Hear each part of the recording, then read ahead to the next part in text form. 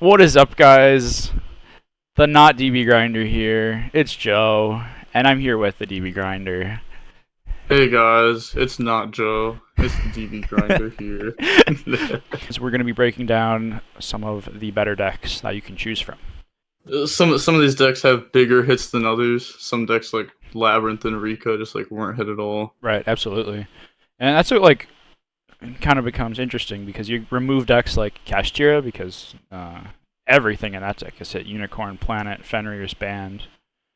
Yeah, that deck's unplayable. Absolutely. And then stuff like Sprite where we have the one blue, one jet, and I think one starter, maybe two. Yeah, 2-starter. Okay.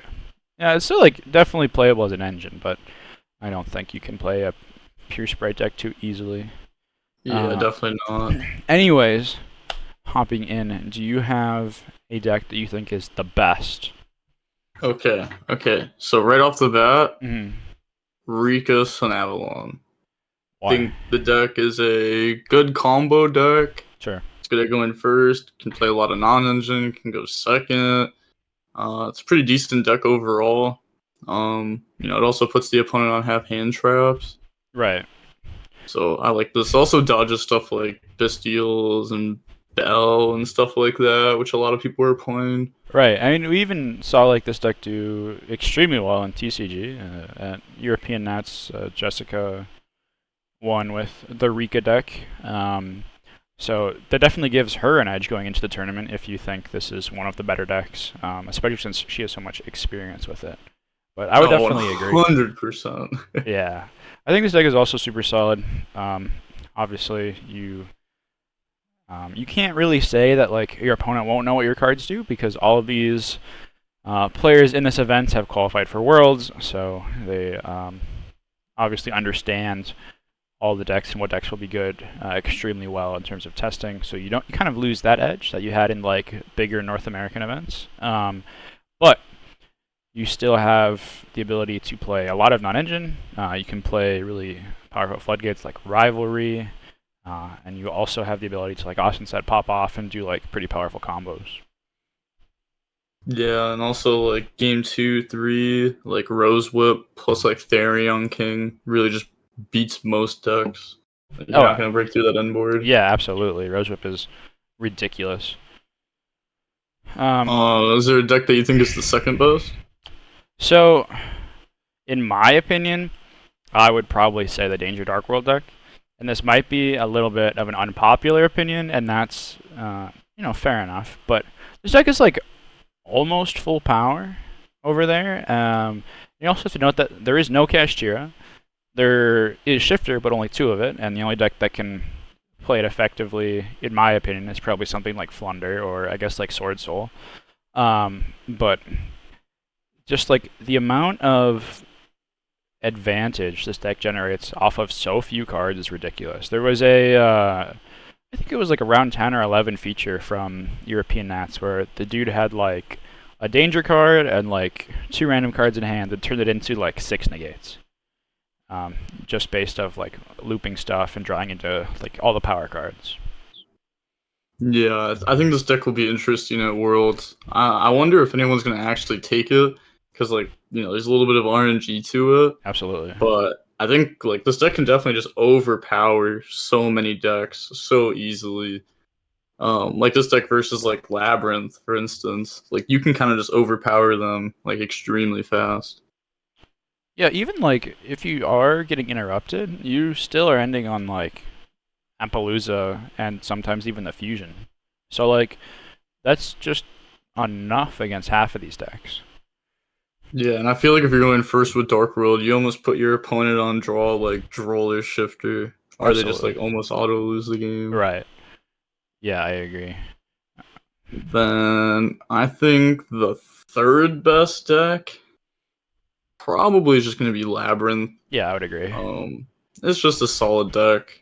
It's decent. Skill Drain did end up hitting the 1, which is like, that kind of hurts the deck. But the engine's still extremely, extremely strong. The Shizu cards seem like they're going to be good. Like the Shufflers, those work with the furniture really good. Right.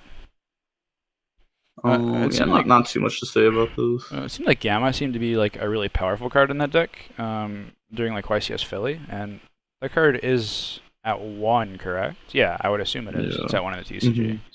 So Yep. you kind of lose that. Ash is at 3 though, so keep that in mind. Yeah. Be a little bit tough for them. Also, I think an underrated deck is Mannadium. Oh, This deck, absolutely. yeah, this deck I did not think it was gonna be that good for Worlds format, but then I saw it do well in some Worlds tourneys, Hmm. and this deck can also play like TC Boo in it, Sure. which like a lot of these decks just can't handle if they get hit with a TC Boo. Yeah, Um, I would agree.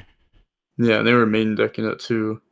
Especially like, I mean, over here we saw Patrick do so well with it, getting top 4 in the World's Playoff, and then topping the main event also with his Mannadium deck. Obviously, it's a little bit different, but being able to like have the searchable counter trap as well as setting up like Dispatter and Baron and all those other like super powerful cards. It seems like one of the very few like true combo decks outside of like the Dark World deck.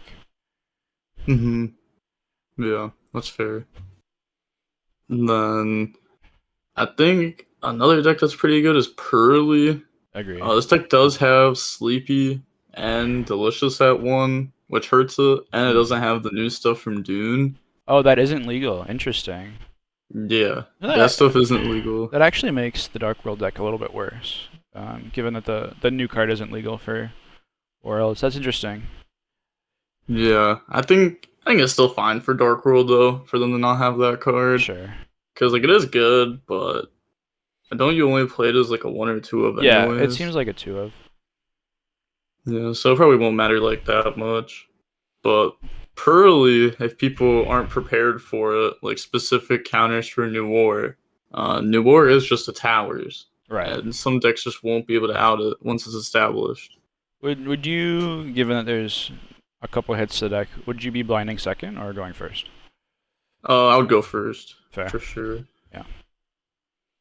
And then I guess another deck we talk about. Actually, I want to talk about this one a lot. Sure. The branded deck, like with Mhm. the synchro stuff in it too. Oh That deck yeah. is sick. Like Yeah. the Nesh deck. Um, this deck also has been doing really well in the OCG Worlds tournaments that they've been hosting, and even some of the OCG Worlds competitors were playing this a lot.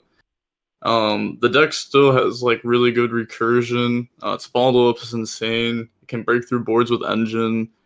It's just with opening and branded fusion at 1. It definitely hurts the consistency of the deck. So now you have to play weirder branded cards like high spirits and stuff. Right. So you just like somewhat change your focus of like your engine. Like it's not like fusion or bust. You are able to like you have synchro plays, you have link plays, you have a whole bunch of other stuff. Yeah, and also the Bastille engine is crazy. Even though like Lebellion, Magma, Druis, and Buldrake are all at 1. Hmm. Like if you can establish like a regained is insane. Like if you just live 1 turn and have that card up, you probably win. Yeah, it's just so much free advantage. Hmm. The draw on top of getting the extra mag search, on top of getting like the Druid summon back, like it's just so much. Yeah, it just snowballs way too fast. Yeah, absolutely. But alright, what deck you want to talk about next? You already know. Oh wait, no, there we go.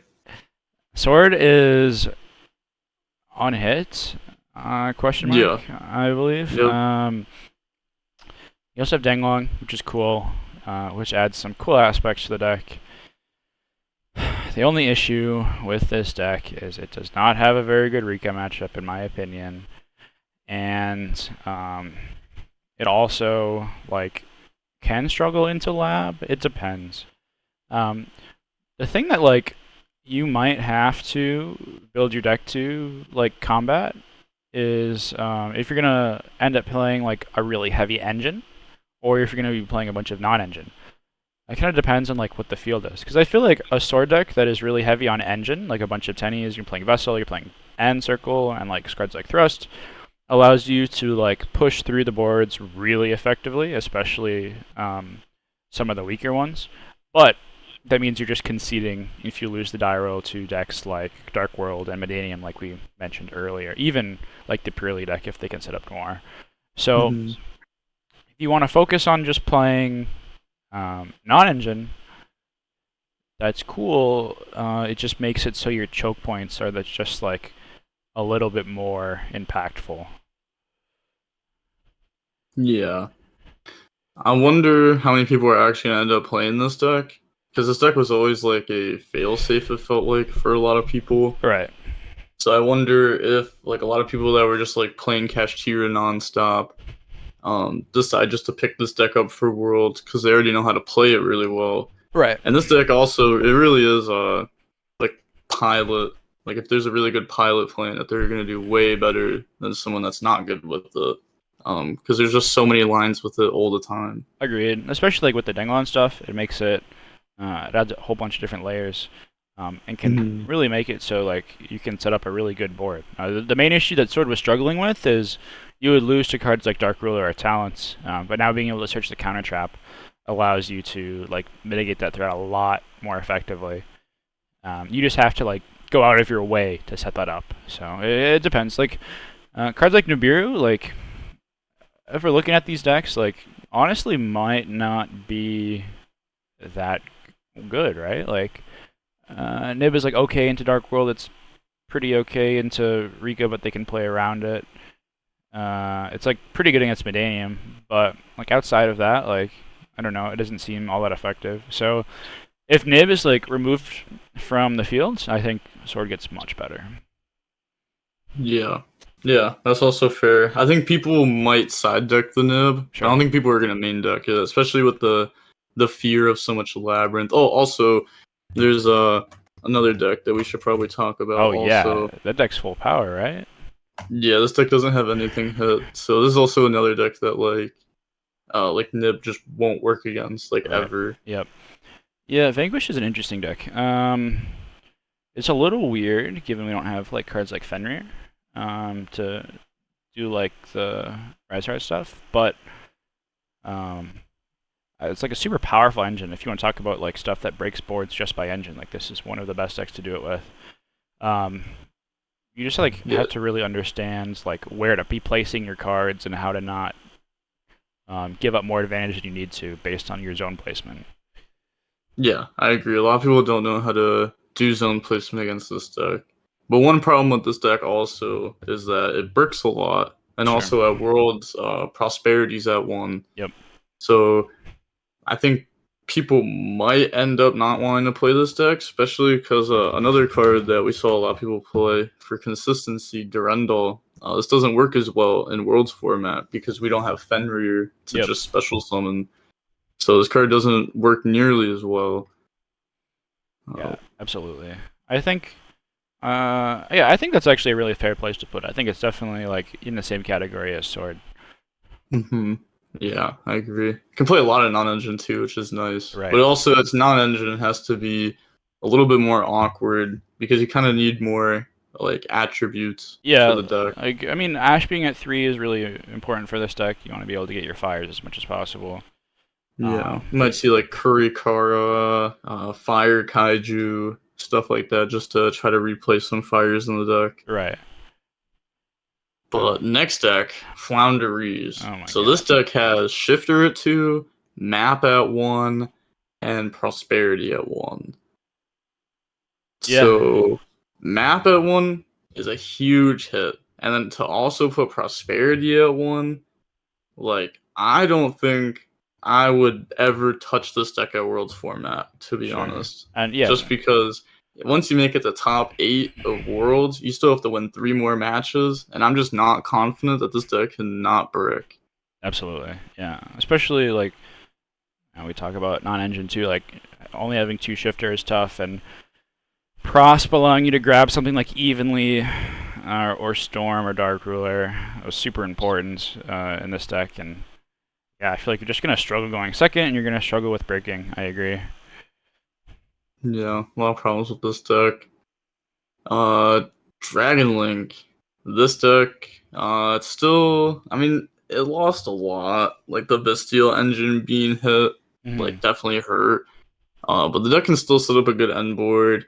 Borland is still like a crazy card. Like just summon the Link 5. The card's crazy. Yeah, I don't know. The Bastille, it's really just the Bastille engine. The Bastille engine's broken. It can really just carry.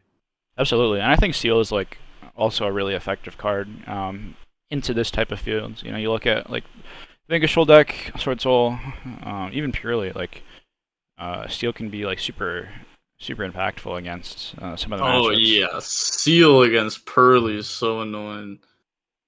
Yeah. It's just like the follow up from it is crazy. Also Seal being able to bring out interruption. I wonder if we'll end up seeing that at all in Worlds format.